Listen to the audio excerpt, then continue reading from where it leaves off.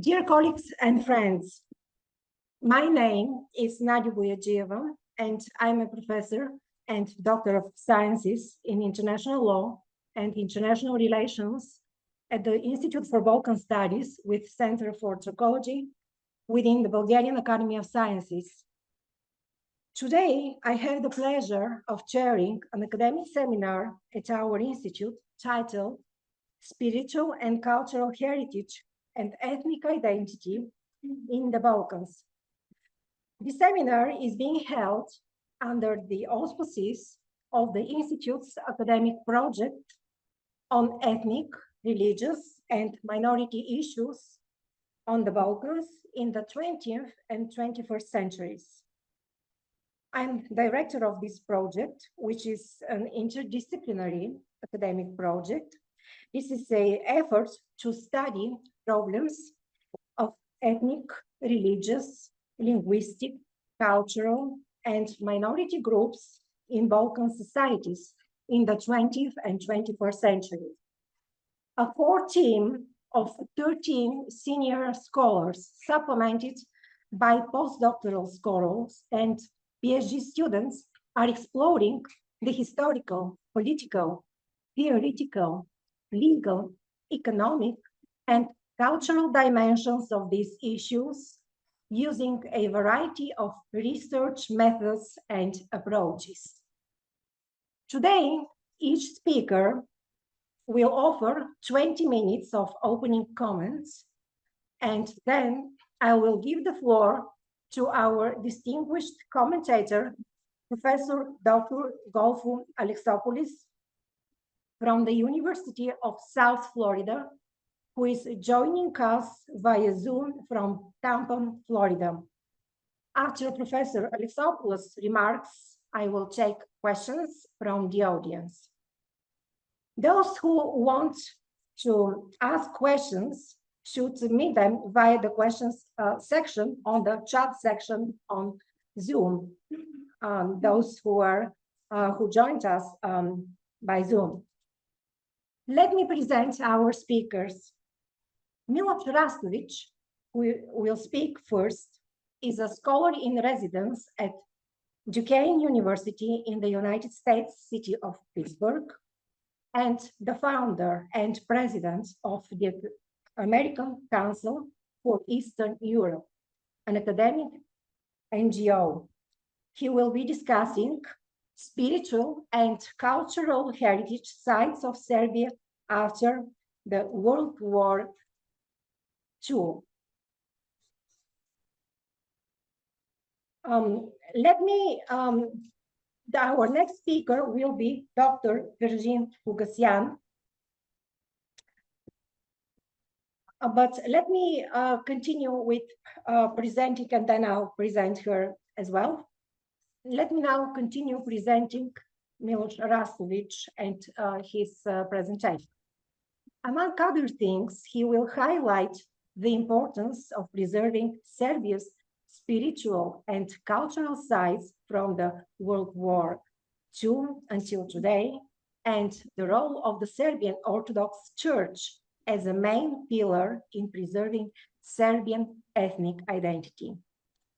Our second speaker, Virgin Hugasyan, recently completed her PhD in International Law and International Relations with a dissertation on international legal aspects of the crime of genocide. She works as a lawyer and is also a vice chairman of the Young Professionals of the Armenian General Benevolent Union based in Plovdiv, Bulgaria. Dr. Hugasyan will discuss the factors preserving spiritual heritage of the Armenians diaspora in Bulgaria and the role of the Armenian General Benevolent Union and the Young Professionals branch in Plovdiv. It is my pleasure to invite Miloš Rastović to offer his introductory remarks. Please. Thank you, Nadia. I appreciate your introduction, and I'm happy that I'm here to talk about heritage and ethnicity in the Balkans. As Nadia mentioned, I will talk about the spiritual and cultural heritage sites of Serbia after World War II. One of the elements of the foundation of the Serbian spiritual culture is the role of religion as one part of the Serbian identity.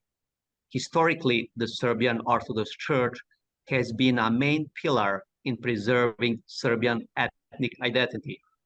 However, after World War II, Tito's communist regime began to damage and confiscate the property of the Serbian Orthodox churches. The church funds were nationalized and the clergy lacked salaries and pension. The new communist government of Yugoslavia didn't have any obligation towards the church anymore. And in this presentation, I will discuss the clergy's life and the importance of preserving Serbia's spiritual and cultural sites from World War II until today. Many church issues that happened after World War II were behind the scene. This is why collecting all information from research is a problem. The Serbian Orthodox Church didn't collect information systematically. Even today, many church archives have not been in order yet. In addition, the state archives are accessible, but they cast a light on the state's position on church issues. However, the best archive you can find are witnesses, people who can tell their stories from the past. After World War II, the organizational structure of the Serbian Orthodox Church was destroyed. Out of over 4,200 churches and chapels, 220 monasteries, 330 churches, and 49 chapels were destroyed during World War II, and as many 335 churches, 23 chapels, and 70 monasteries were seriously damaged. The most extensive destruction took place on the territory of the independent state of Croatia. In 1942, when the new Tito's communist regime took over in the former Yugoslavia, they looked at the church as a competitor for the power, influence, and enemy of the socialist development of the country.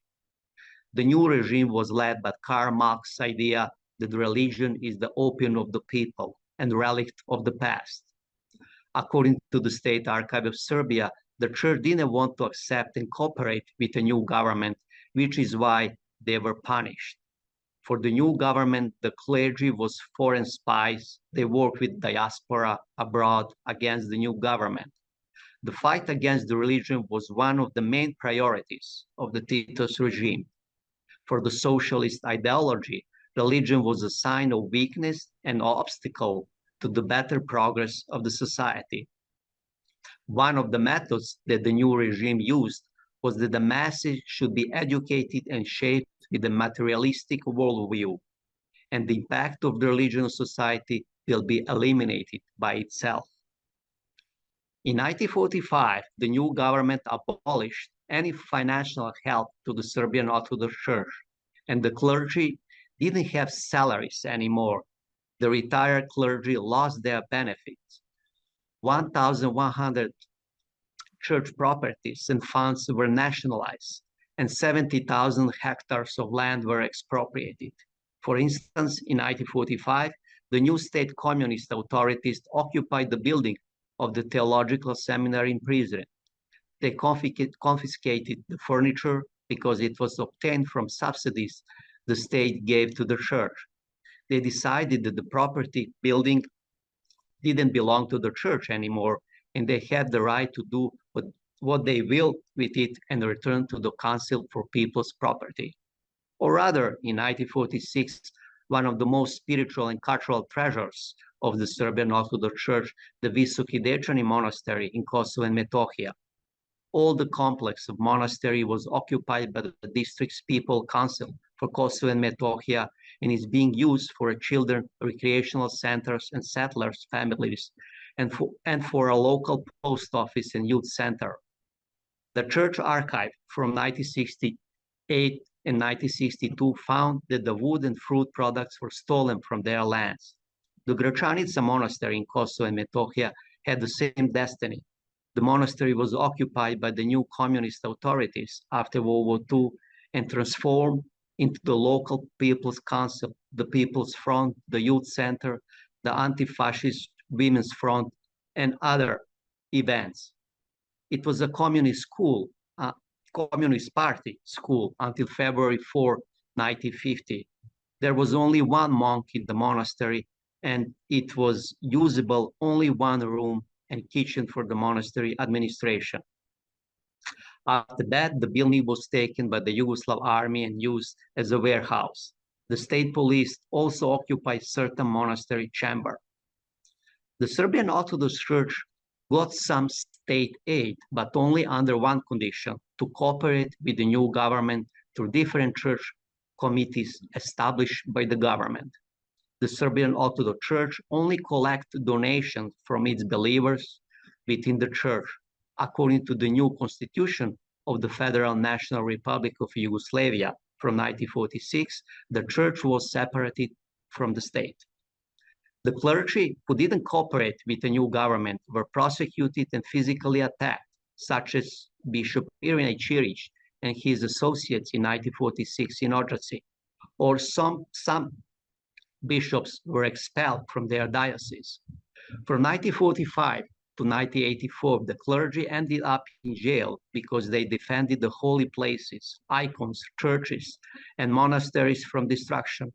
According to the Father Savo Jović, the communist regime killed 400 Serbian priests, and over 700 were arrested and imprisoned. Father Jović was also prosecuted and spent 5 years in jail. The Serbian Orthodox Church schools and faculties didn't have enough teachers. In 1945, the Faculty of Orthodox Theology in Belgrade was missing professors for 13 subjects. However, in 1947, the government of Serbia permitted the theological school in Prizren, in Kosovo and Metohija. In 1964, the theological schools were open in Sremski Karlovci and Monastery Krka. In 1967, it was opened the theological school in Ostrog in Montenegro.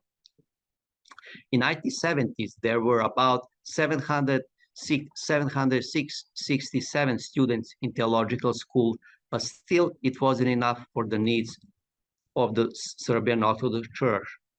As the communist repression became less repressive during the 1970s and 80s, the church became more active.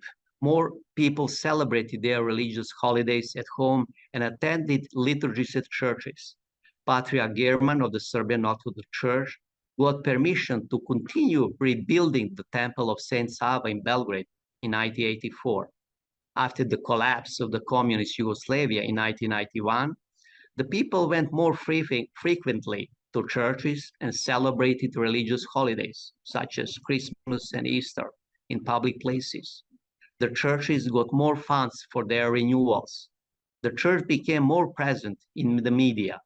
Since 2001, religious education became accessible in elementary and the high schools in Serbia. Students had the option to choose whether they are interested in attending theological classes in elementary and high schools. The number of students in theological schools and faculty increased. Monasticism and monasteries was renewed, and the government returned many church properties which were confiscated in the past. However, in the new era after the collapse of socialist Yugoslavia in 1991, the problems for the churches and monasteries in Kosovo and Metohija have continued. The Serbian people consider Kosovo and Metohija as a sacred land, holy Jerusalem, a main pillar of the Serbian ethnic identity. Many church properties and monasteries have stayed the targets of the ethnic extremists. From the church archive on March 7, 1997, after the liturgy at the St. George Church in Prizren, one explosive device was found near the church altar.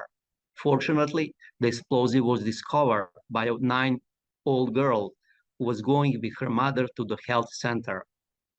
They never found the person who set up the explosive. In 1999, the monument of Serbian Emperor Dušan was destroyed in the city of Uroševac. These incidents and attacks on the Serbian Orthodox Church properties have happened regularly. The culmination of the attacks and destruction of the Serbian Orthodox Church sites happened with NATO bombing in 1999. Over 46 Serbian heritage and spiritual sites in Kosovo and Metohija were destroyed or damaged. Cemeteries were being desecrated systematically. 250,000 of refugees left their homes and have never been able to come home. After the bombing, the Serbian Orthodox Church, with its clergy, monks, and nuns, has stayed with the remaining people in Kosovo and Metohija. According to the U.S. State Department International Religious Freedom Report from 2022 and previous ones, violence against Serbian heritage sites are happening without enough effort to solve the problems. The priests have to have protection to visit their flock. According to the State Department report from 2022, the government of Kosovo again failed to implement a 2016 Constitutional Court decision recognizing Serbian Orthodox Church ownership of land around the Visoki Dečani monastery. According to the same report, the police reported 21 accidents targeting the Serbian Orthodox Church cultural site in 2022. More than 115 Serbian cultural and heritage sites were damaged and destroyed, while the KFOR, which is international mission under the United Nations, and the UNIC international community failed to protect them. During the ethnic extremist pogrom on March 17 and 18 in 2004, more than 31 treasures of the Serbian heritage site dating from 12th to 19th century, some of them were under the protection of UNESCO, were destroyed or demolished, such as St. George Church in Page, Bogorodica Ljeviška Cathedral from 19th century, Berlin Prison, Church of Holy Saviour in Prison, and others. In addition, 4,100 more Serbs were expelled from their homes from Kosovo and Metohija. Since 2004, the monastery Visoki Dečani has been listed as a World Heritage Site and endangered by the UNESCO United Nations. Also, we can say for the Holy Mother of God, Ljeviša Pogrom has been listed as a World Heritage Endangered Site by UNESCO since 2006.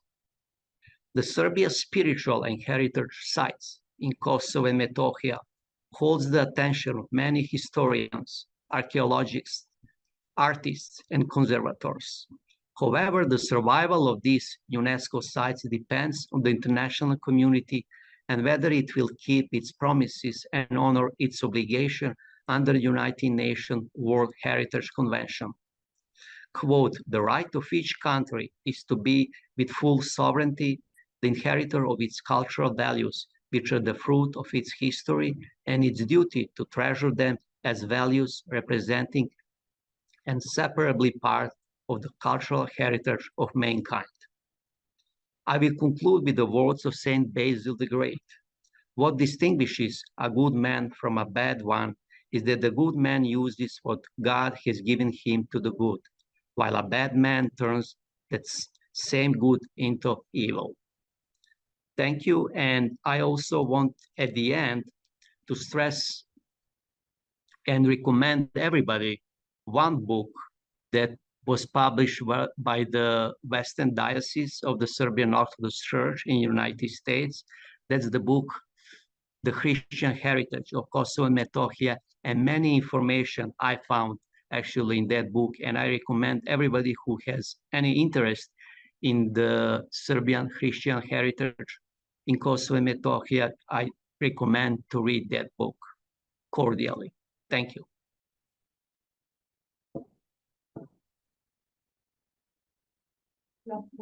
Thank you very much. Thank you very much. Now, let me give the floor to our next speaker, Dr. Virginie Hugasyan. Her presentation is titled Preservation of the Material and Spiritual Heritage of the Armenian People and the Role of the Armenian General Benevolent Union Young Professionals, Plovdiv, Bulgaria. Please, Dr. Hugasyan. Hello. Can you hear me? Yes. Okay. Thank you, Professor Boyadjeva, for the introduction. My report examines the reasons for the preservation of the spiritual and material heritage of the Armenian people who, despite what they experienced during the genocide at the beginning of the 20th century, managed to preserve their language, faith, culture, religion, history, values, traditions, way of life, and ethnicity. Ethno-religious differences between the Armenians and the Ottoman Turks were part of the reasons that led to the genocide, during which between 1.5 to 2 million Armenians were systematically exterminated in Western Armenia and other parts of the Ottoman Empire. However, the common language and the consciousness of belonging to the same people don't allow Armenians to lose their specific features, their common self-consciousness. Thanks to this, wherever they live, even though they are scattered, they are recognized as Armenians and can lead their own way of life. There are some main reasons for the preserving the spiritual and the material heritage of the Armenian people, such as language, faith, culture, religion, history, values, traditions, way of life, and ethnicity. At first, one of the most important reasons for the preservation of the Armenian heritage is religion. Armenia is the first country that had adopted Christianity as the official state religion in 301 and established the Armenian Apostolic Orthodox Church. The Armenian Church, consisting of the Apostolic, Catholic, and Evangelical branches, has the key role of the preservation of the cultural heritage of the Armenians. It is the bedrock of Armenian nation, the front of the ethno-national identity in the diaspora. Without it, they are spiritually and culturally impoverished people. In different countries, including in Bulgaria, on Sundays there is a choir practice followed by a divine liturgy. The Church encourages Armenian people to have faith and to provide with the God-given strength to love one another and to honor each other. Undoubtedly, the Armenian churches try to uphold the spiritual identity of our people. They are the institutions that have tried to protect the best of our spiritual heritage and to advance the noblest ideas of humankind. Churches also have a material identity. Another different way to preserve and perpetuate the Armenian heritage is among the education. The Armenian school is one of the strongest tools in transmitting the culture. Armenian language and history are vital for connecting Armenians to their roots. They are important depositories and powerful conveyors of the ethnic values. The Armenian school is destined to be the most important force to help light the path for future generations of Armenians, and it is a powerful weapon to fight against assimilation. Other important factor to preserve the Armenian heritage and self-awareness is the Armenian home and family. The foundation for ethnic consciousness begins at home. Without the help of the Armenian home and family, the efforts of organizations to inculcate pride in the Armenian heritage in the younger generations will be a difficult task. One of the major thrusts of transmitting the Armenian identity at home is the value system. Children fashion their value system mainly during childhood. One of the most important ingredients then are the parents. Similarly, one of the most important classrooms is the home, and the parental dimension is extremely decisive in effective Armenian education. If diaspora Armenians are to raise children who are proud of their national, ethnic, and cultural values, they have to fulfill their responsibilities as Armenian parents by creating a conducive atmosphere where their children are exposed to appreciate of and taught the Armenian language, history, music, art, and other expressions of their culture. Although the Armenians live in diaspora and pluralistic societies, interact freely and openly, they succeed to retain their Armenian identity. They remain true to their Armenian roots under all circumstances. During the different periods of history, Armenians preserve not only the spiritual heritage, but also create and preserve their material cultural heritage, such as churches, tombstones, and monuments. The Hachkar, this is stone cross, which commemorates the Armenian genocide in 1915, books, and documentary heritage too. They often establish architectural ensembles, known as cultural centers, in different countries, including in some Bulgarian cities, containing a church, school, and a home of culture for different activities. Such a form of organization is interesting not only because of its historical and artistic value, but also for socio-cultural functions. It performs in supporting the preservation of cultural heritage. In addition to promoting and socializing cultural heritage, the Church invests in the physical preservation of Armenian religious artifacts. Unlike the case of the Armenian tangible cultural heritage, where the Church has a major role in the preservation of the religious heritage, the Church show is much wider in scope in terms of the intangible cultural heritage. The Armenian Church leads exclusive social policy, which has both direct and indirect benefits for the preservation of the intangible cultural heritage of the Armenians. They concern the religious and holiday traditions, language, and partly the traditional cuisine. This practice is an opportunity for developing a set of social relationships. On the one hand, it offers a possibility of direct contact between the ecclesiastic body and the lay members of the community. On the other hand, it is a way relationship between the members of the community to be established and preserved. This social-cultural environment represents an opportunity for the conservation and transmission of tradition. Some cultural and religious events are organized there, as well as courses in the mother tongue, Armenian dance courses for children, and choral activities.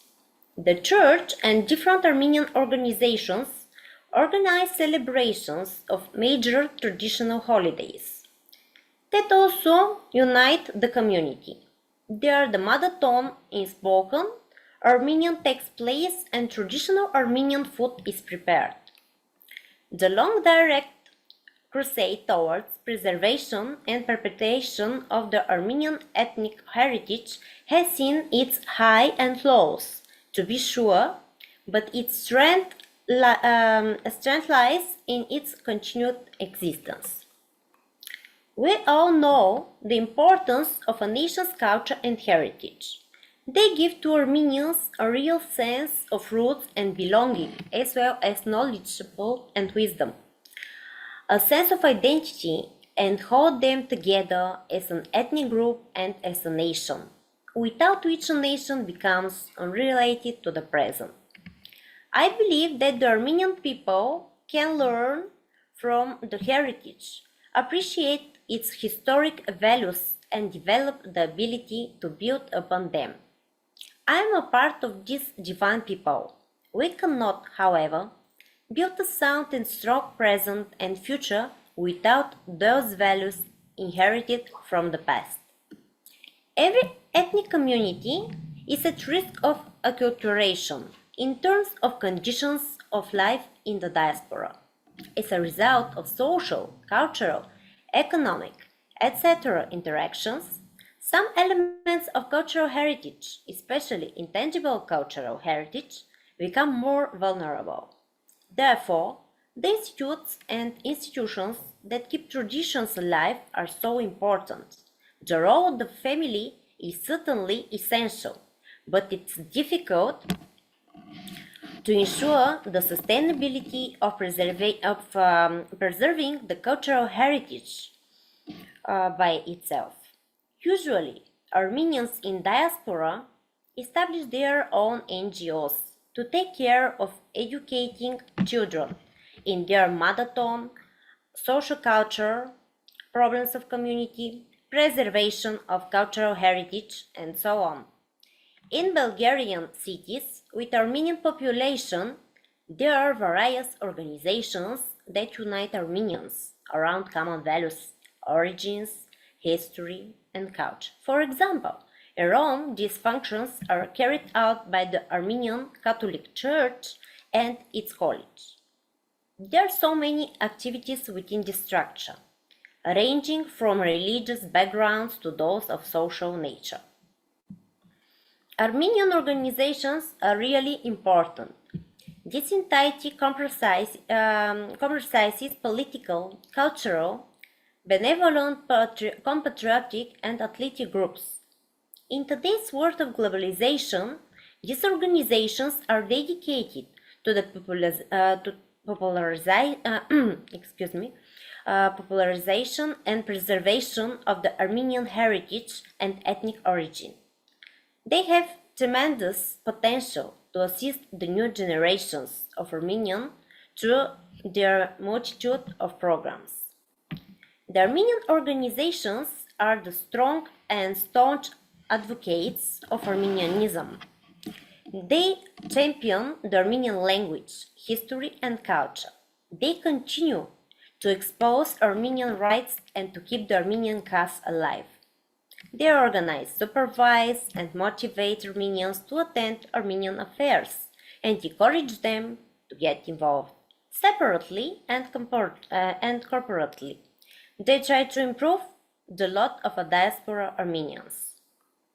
One of the most popular and the biggest Armenian organization in the world is the Armenian General Benevolent Union, HBU, that has a key role in preserving of the spiritual and material heritage of the Armenian people.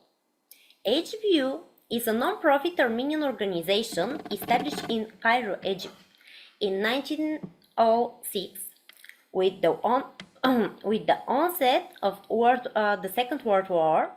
Headquarters were moved to New York. In a part of this organization, and I'm a vice president of HBU Young Professionals of Plovdiv. Our mission is to ensure the prosperity and well-being of our Armenians. In times both turbulent and triumphant, HBU has played a vital part in the Armenian story. Since 1906, we have stayed true to the vision of our founders in pursuing a grand mission to last the ages, to help promote the prosperity and well-being of all Armenians. To that end, we strive to enhance the Armenian experience and ensure its relevance in today's world and in all of our lives, with our great capacity to transform futures and help fulfill dreams. Armenians all over the world look to HBU as a wellspring of hope and inspiration, a resource for finding meaning and purpose as global citizens. The main pillars in our work are the Armenian education, culture, humanitarian relief, and socio-economic development. HBU is a non-profit legal entity carrying out public service activities. The main goals of the organization are to support the cultural, educational, moral and physical development of the Armenian people and in particular of the Armenians in Bulgaria. The HBU in Sofia and Thracology is a part of the family of the HBU. On behalf of the organization, we organize many charitable and voluntary initiatives in Bulgaria and abroad. We organize different concerts and other cultural initiatives. We assist children of Armenian origin to receive necessary education with the aim of developing education, science, language, history, and culture. In addition, we support the socially weak, the disabled, the sick, and all Armenians who need help, including humanitarian aid. We constantly make contacts and cooperate with various associations and organizations based on humanity. HBU support the homeland and its people. Since the very beginning, HBU has been committed to the development and prosperity of Armenia. Through both tragedy and triumph, we have pioneered and supported initiatives designed to empower the nation and its people. For over a century, HBU has cultivated a strong local presence and continues to adapt, identifying a diversity of needs in a shifting reality. Furthermore, our unique position in the vast global Armenian nation has allowed for us to engage the diaspora as a source of expertise and collaboration, creating opportunities for exchange throughout generations. Given our trusted reputation and international network, HBU has strategically partnered with numerous governmental and non-governmental agencies, not-profit organizations, and reputable international institutions, such as the United Nations, the World Bank, and the European Union, to pilot programs, organize events, and implement projects in Armenia. HBU and HBU-YP have a key role in preserving Armenian spiritual and material heritage. Another powerful tool to preserve and perpetuate the Armenian heritage is the media. Promoting and socialization of cultural heritage is carried out through the website of the organizations or among the social media, where it provides updated information related to the life of the Armenian community. Armenians do not live compactly in a separate area on territory, but are scattered around the world. Therefore, the Internet offers not only a quick and easy access to information, but also provides space for sharing emotions, values, and knowledge that contributes to building a community. These practices are also known in Bulgaria, where some of the Armenian churches and organizations such as HBU have their own websites or social pages. Researching the matter of genocide committed against the Armenians, it turns out the part of the reasons that led to its commission were ethno-religious differences. The Ottoman Turks considered the Armenians to be an obstacle to the realization of their idea of a large and independent state. Ethno-religious reasons are expressed in different religious beliefs, respectively. Armenians preach Christianity and Ottoman Turks Islam. These and other circumstances were part of the cause of the genocide of the Armenian people in the Ottoman Empire at the beginning of the 20th century. In addition to the spiritual heritage, the Armenian people have managed to preserve the material, movable, and immovable cultural heritage. And every year, we commemorate the International Remembrance Day of the victims of the Armenian genocide on the April 24th. It's a significant event for the Armenians all over the world. This year, on the 24th of April, I read a declaration for the genocide over the Armenians. In churches, there's a holy liturgy in the memory of the 1.5 million martyrs of the genocide is served every year, and threats at the Khachkar are laid. A tremendous challenge lies before diaspora's Armenians. The great task at hand is to protect what is bequeathed to us from our ancestors. The abdication of this responsibility is unforgivable. If we believe we are the inheritors of a glorious 3,000-year-old culture, we should actively commit ourselves to ensuring its survival, which in turn will ensure our own survival. With a reaffirmation of will, determination, faith, and fortitude, the safekeeping of the Armenian heritage will be a certainty. Thank you very much.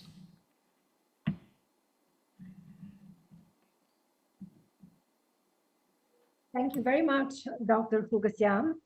Now I'm giving the floor to Professor Dr. Golfo Alexopoulos,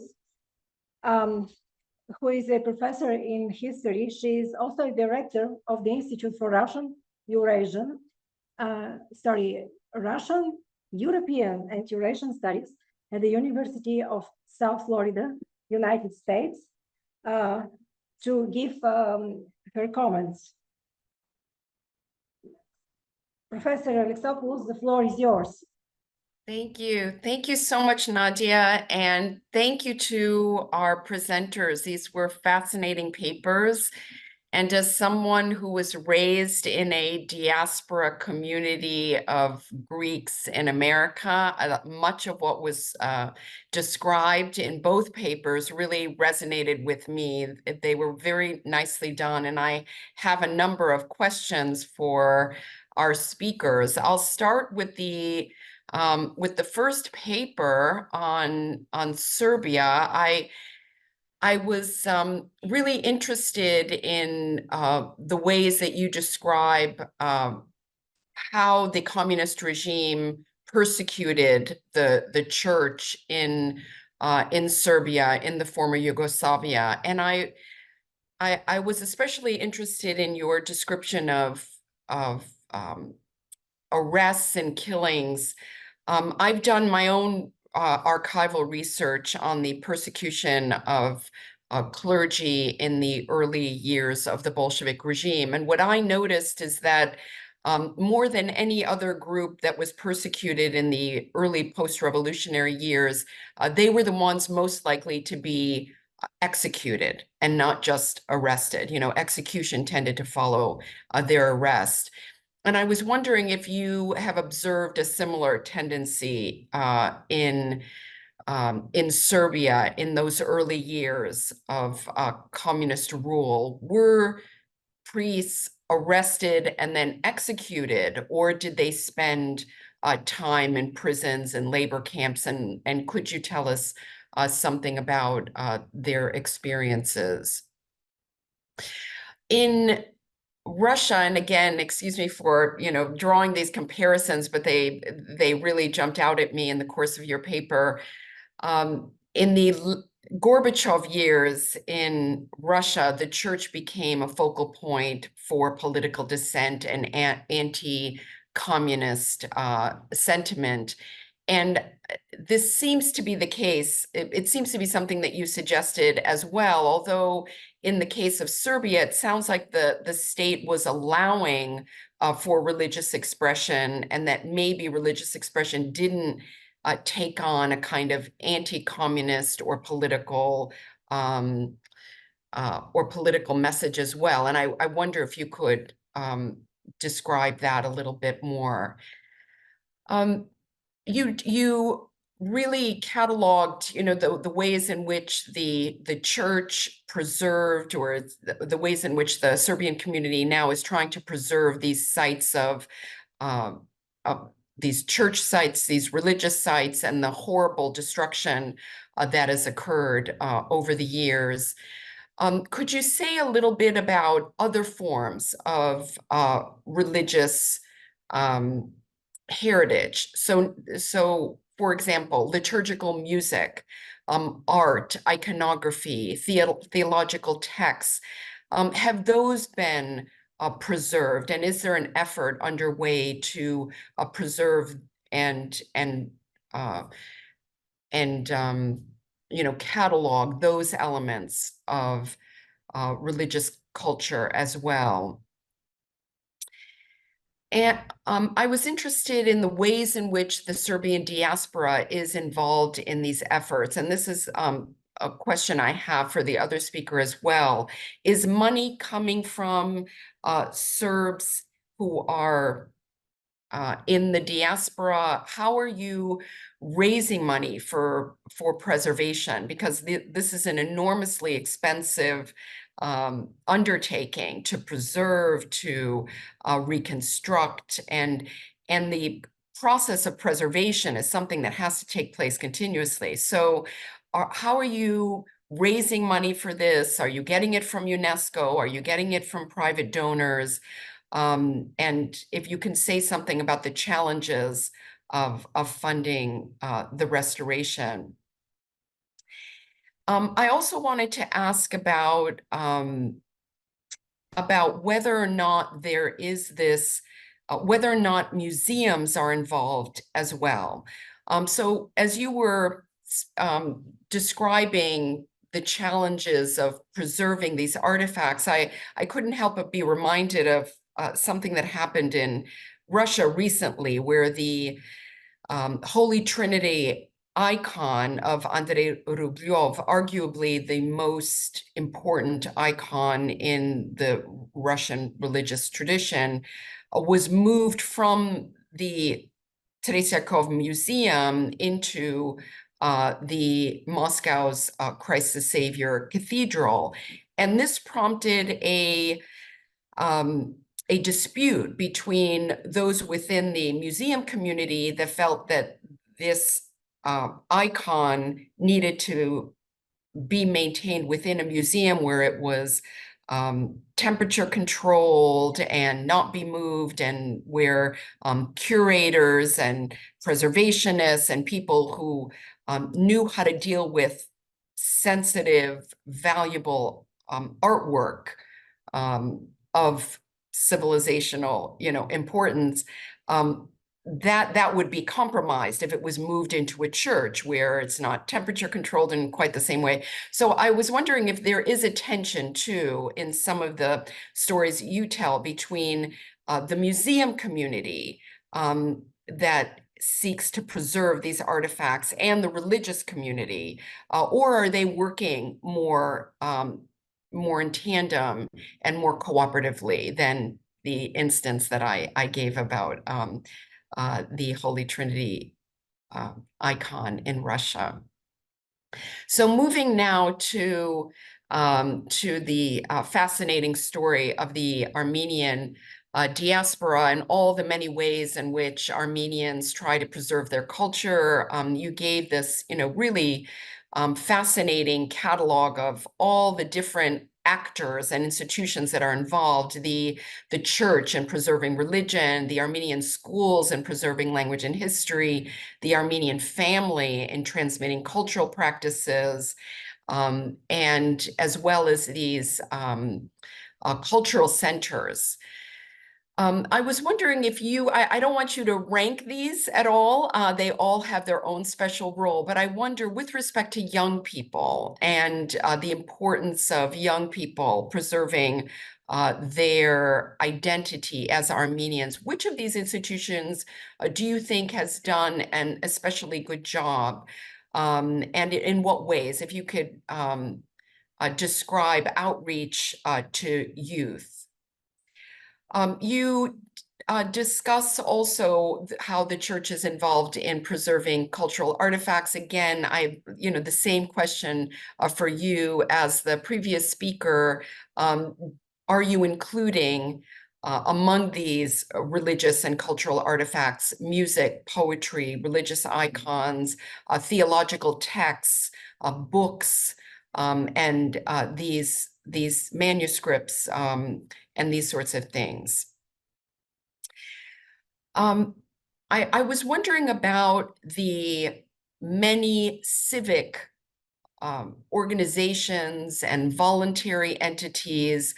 I was really struck by how much ordinary people and civic organizations and community organizations are involved in preserving Armenian heritage. But I wonder if the state, the Armenian state, is also funding this. And I guess this goes back also to our previous speaker and the Serbian state, because there's a role too for the state in terms of, state museums and funding preservationists and funding archaeological expeditions and so on. So do you see cooperation between, on the one hand, the NGOs, the civil society, and state organizations, or do you think that civil society is really in the forefront of these efforts while the state is more underfunded and is not doing as much, or are they cooperating in a productive way? Finally, I also have a question about funding. I'm sure there are challenges to providing funding for all of these efforts, and I wonder if how you're doing on both, fundraising from international foundations as well as the community and the Armenian state.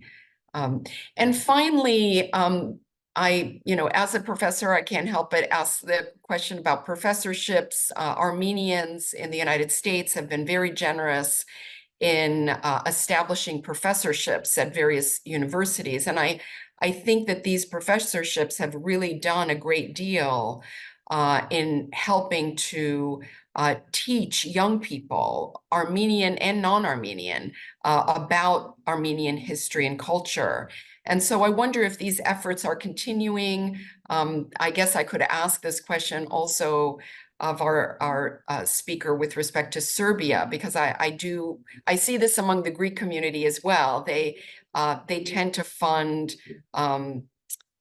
they tend to give a lot of money to churches, but not so much to professorships, and yet professorships really help the history and the culture reach not just the community, Armenian Americans, Serbian Americans, and so on, but even members who are not of the ethnic community to learn more about this rich history.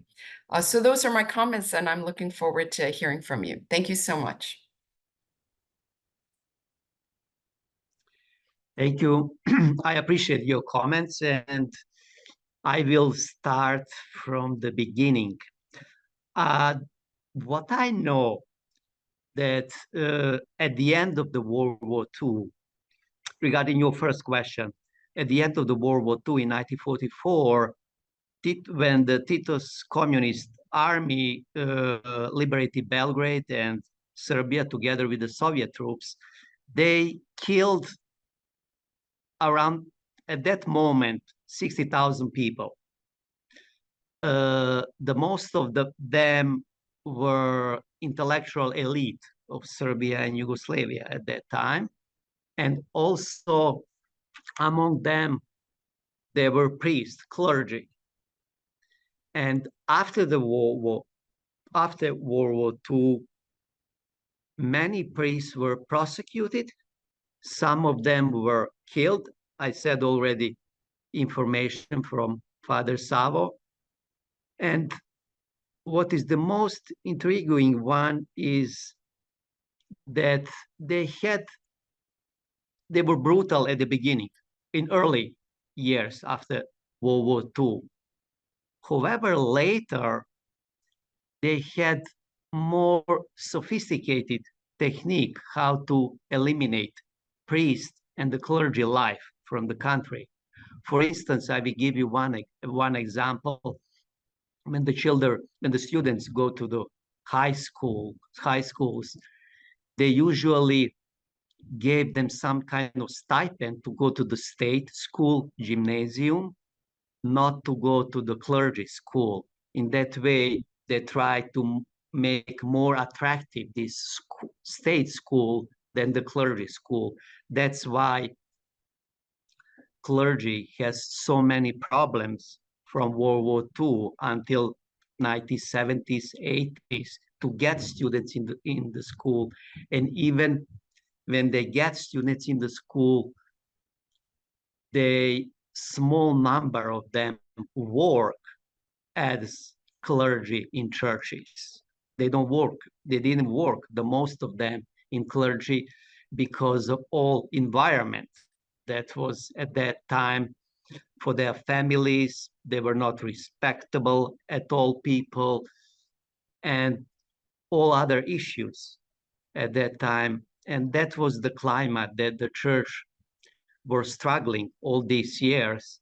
And finally, in 90s, 80s, after the collapse of Yugoslavia and the socialist system, the church became more open, and the theological seminaries, churches, schools got much more students, and today they're in much better shape. And I only want to mention that after World War II, many priests, because of the communist regime, couldn't go back to Yugoslavia. They actually went abroad in diaspora. One of them I would mention was Bishop Nikolai Velimirovic, who was a bishop in the former Yugoslavia. And he was even during the World War II in the concentration camp, but he had to go. He couldn't go back to Yugoslavia. He left Yugoslavia and he came to United States, and he died here in United States. And he's a saint now, and he's one of the most distinguished bishops at that time. And regarding your second question, religious expression, in early ages after World War II, religious expression was suppressed by the communist government and practically didn't exist in reality. The only thing that they could do express their religious beliefs is at home. Even that was dangerous at that time because of the Secret Service of Yugoslavia. If they report you that you celebrated your religious belief, your St. Patron's Day, for instance, which is Serbian tradition to celebrate, you can have problems at your work. For instance, they will warn you that's not allowed to do that, and all other complications in life that you would have. Your third question, preservation of the church sites, arts. This question, what I know, according to my knowledge, the most active in this preservation is actually, and the most bigger sponsor, I would say, is the Serbian government. They gave money to preserve all this heritage beside the Serbian Orthodox Church. And the Serbian Orthodox Church, the Serbian government, they gave the money from the budget, of course, but the Serbian Orthodox Church, they have their funds and they raise the money in Serbia, but also that you mentioned, I'm glad that you mentioned diaspora roles in raising the money. This is also very important for the Serbian Orthodox Church here in United States. We raise the Serbian Orthodox Church, all three dioceses, they raise the money, and people are willing to give the money and support the Serbian cultural heritage in Kosovo and Metohija because they feel that something belongs to them, and that's their saint land, as I mentioned, as the Holy Jerusalem. And they are willing to give money for their churches, for all art things, icons, and all other things.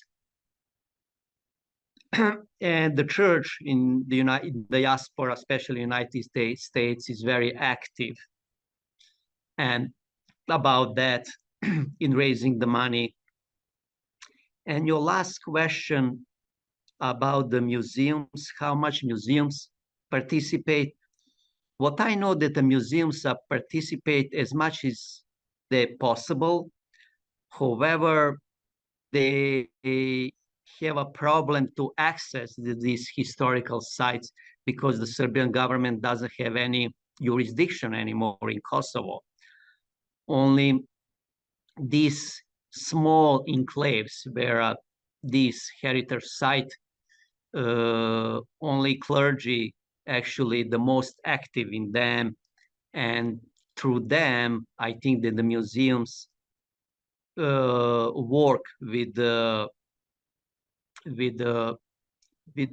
clergy to protect them and to renew them if it is necessary. That's usually the case, to renew them because they are damaged or desecrated at all.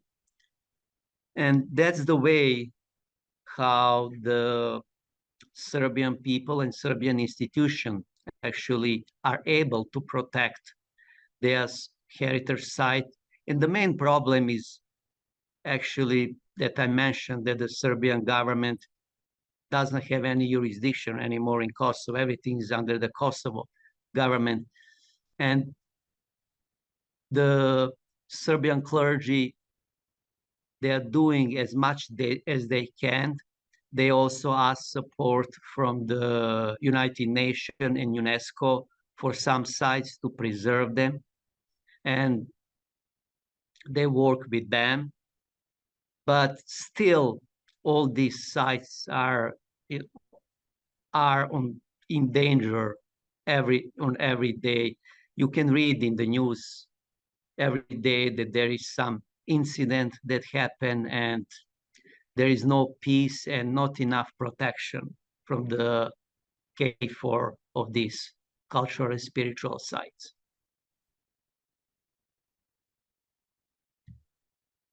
Thank you. Thank you very much. And now maybe Dr. Pugosyan will answer the questions raised by Professor Alexopoulos. Can you hear me? Yes. Okay.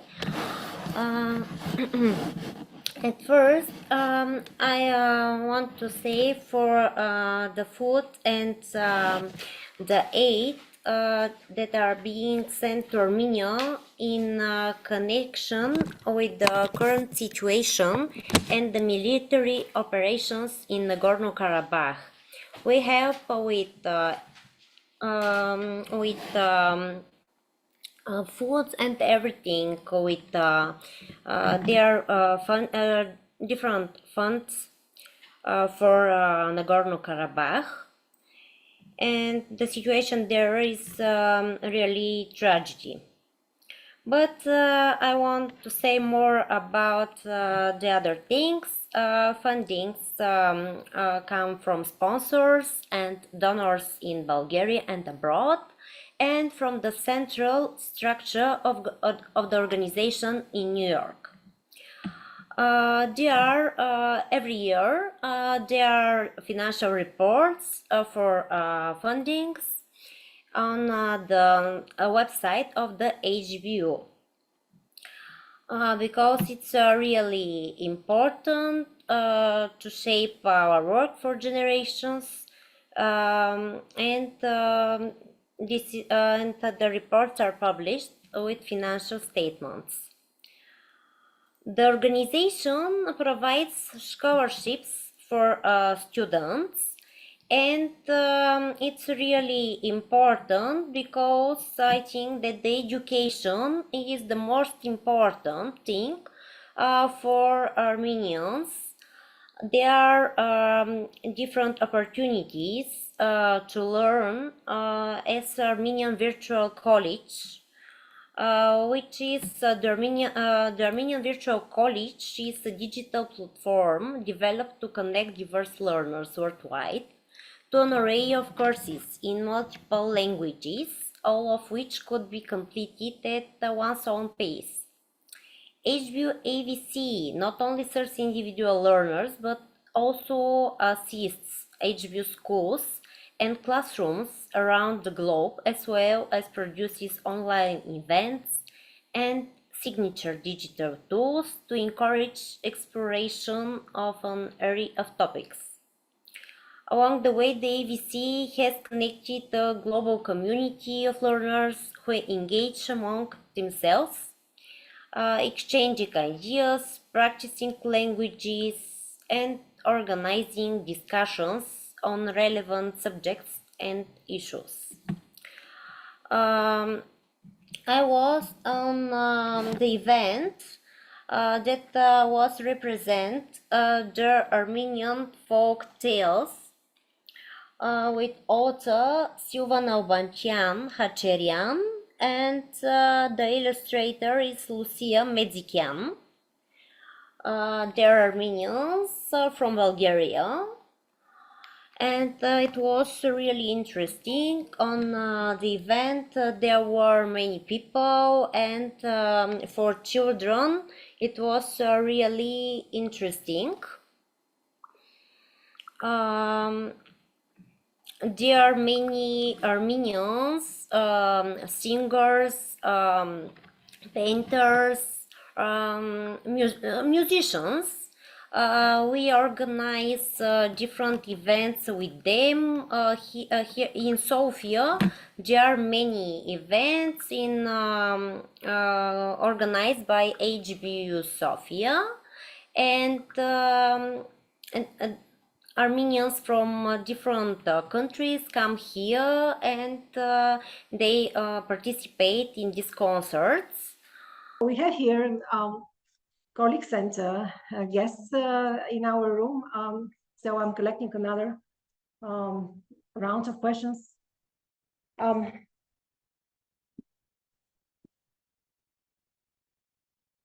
Or also our participants via Zoom, you're welcome to raise questions to the speakers. I do have two questions, actually, to Miloš Rastović, one question, and to Virginia Huguesian, another question. So, Mr. Rastović, you actually elaborated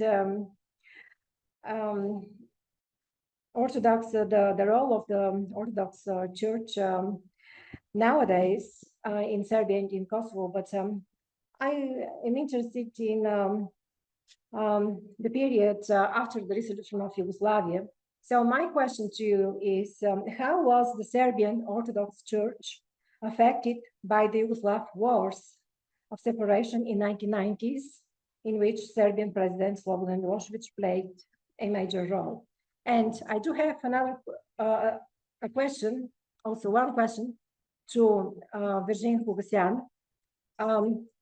You have been already touched upon the role of your organization at present days in preserving Armenians' ethnic heritage.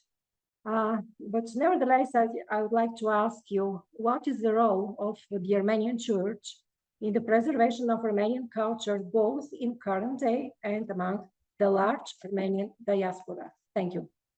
Do we have any other questions here?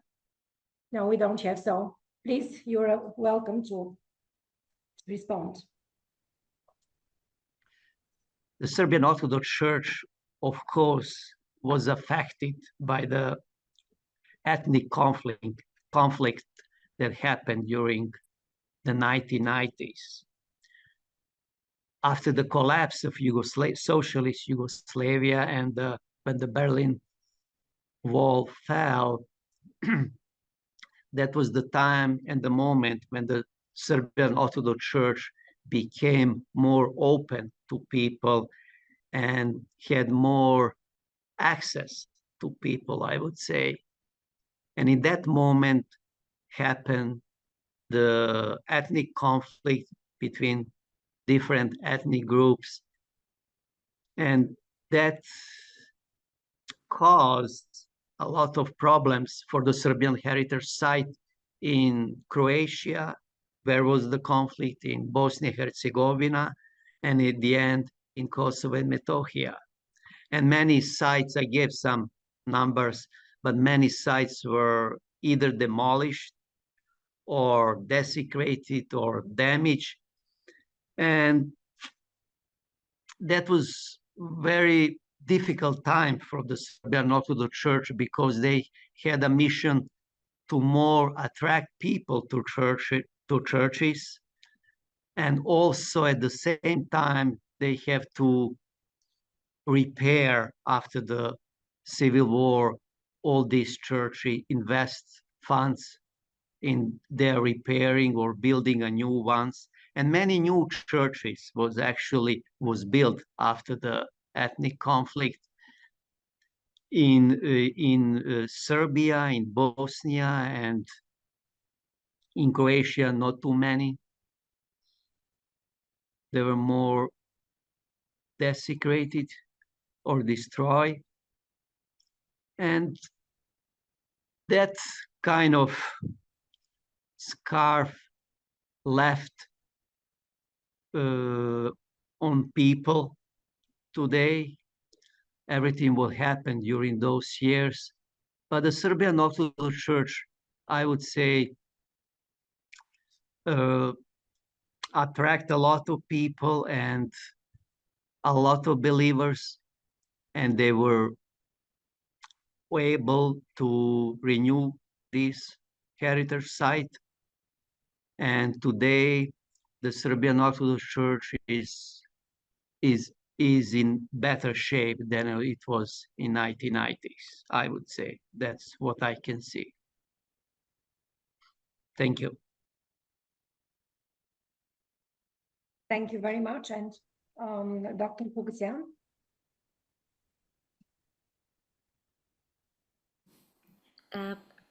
Please, can you please repeat the question?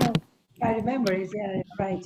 So my question was to stress on the role of the Armenian Church. What is the role of the Armenian Church in the preservation of Armenian culture, both in current day and among the large Armenian diaspora?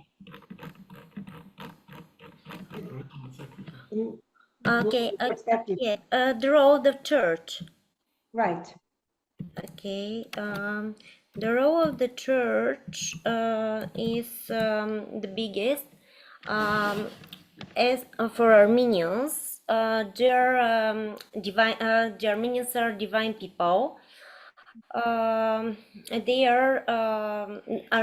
Armenia is the first country that had adopted Christianity as the official religion, and in 301, and established the Armenian Apostolic Orthodox Church, which church in Bulgaria, one of the biggest Armenian church in Bulgaria is in Plovdiv.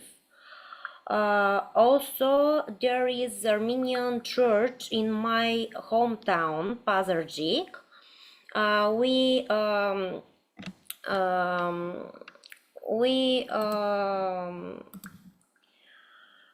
have Armenian club there and Armenian church. The role of the religion and the church is very important in the Armenian family and diaspora as a whole. Okay, thank you very much. Any other questions? Our friends? I would only add one more thing, Nadia. I would like to mention that in 1984, the Serbian Patriarch German started to renew the temple Saint Sava in Belgrade. That's the biggest Serbian Orthodox temple.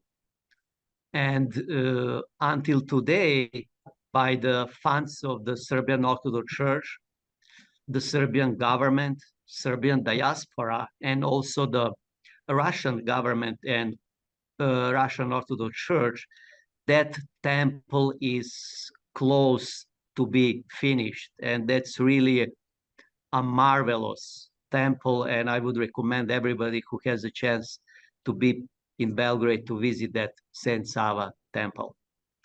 Thank you. Yeah, thank you very much. I've been already there a few years ago, but I'm sure that many of my colleagues also had a chance to visit Belgrade or will have a chance in the future. So thank you very much. With this, I would like to go to the end of our seminar today.